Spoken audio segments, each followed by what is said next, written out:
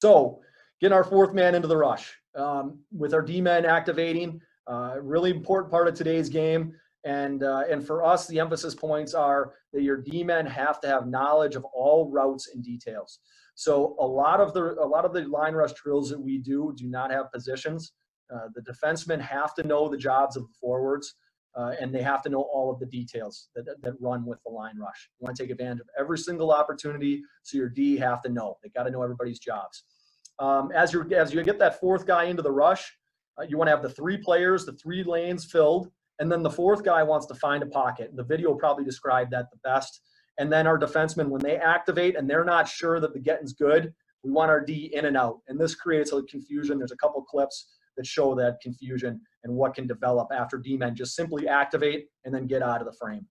So here's a clip of the Leafs running a moving ladder play. So it's Dermott. He attacks the dot D after laddering it out to Nylander.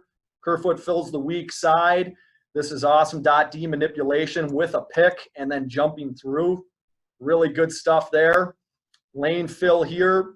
Moving ladder is going to find the far side. Kerfoot gets the tip, and then the dot lane manipulator, the original kickout guy, finds his way back to the net front. Dermott gets the loose puck into the back of the net. Here's Marshall Warren leading the rush for us, another ladder player. So Marshall's a D-man, kicks it out here to Zegras for the ladder, and now he is going to hook open. So you'll watch, he wants it back. He wants it back right now. He's ready for it, but Zegras opts for Hughes. Not a bad choice.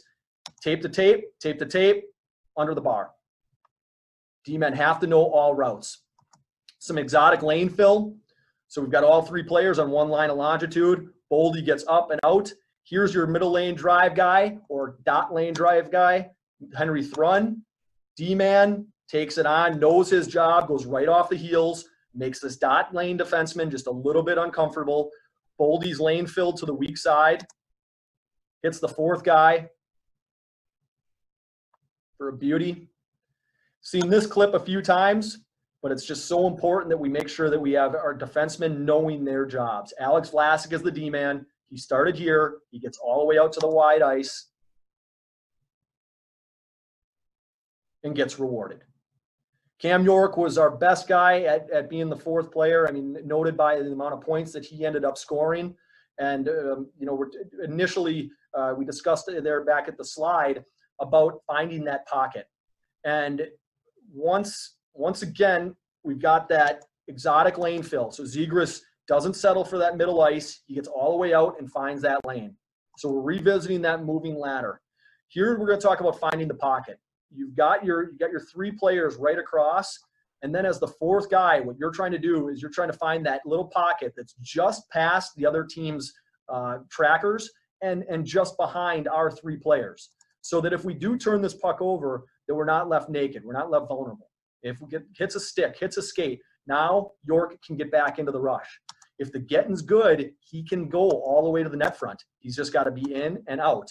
Here the shot comes in, and you see his momentum. He's not waiting around there. He's in, and he's out of the play. But the puck finds him, and he buries one. Here's another look at Dom Fensore, one of our offensive-minded defensemen. There's our lane of three right across the blue line. It starts to go, and Dom finds that pocket right above the tracker and just on the other side of our three guys. So he walks into it and pipes one bar down. Last clip starts off with great dot manipulation by Moynihan. Henry Thrun, as a defenseman, knows to fill his lane. There's a little play, and there's the pocket.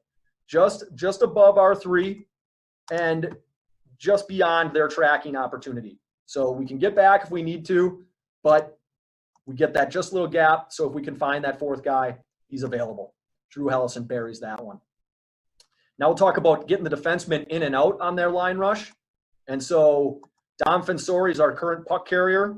We know how this one's going to end. We're going to find Cole on the backside.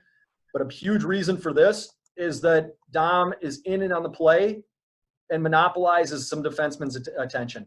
So this D-man right here is going to check up on Dom. He gives him the right amount of respect. But the problem is Dom is just a decoy in this. He's in and he's out of there. And it's too late for that D-man. He's ventured away from his net. He's checked a guy that he shouldn't have, but it's not really his fault. Your defensemen just create that confusion. Last clip with the D-man entering the fray and being aware and knowing his job on the line rush. We're going to go with a little kick-out ladder play. Farrell's then going to hook open, so he gets his puck back from Turcotte. There's our deception. Here's Henry Thrun driving in, and once again he's going to take away that defenseman's attention. The D-man initiates with Thrun, and that's the split second that guys need. So Farrell grabs, no look. Cole, poor goaltender, doesn't even know it's past him.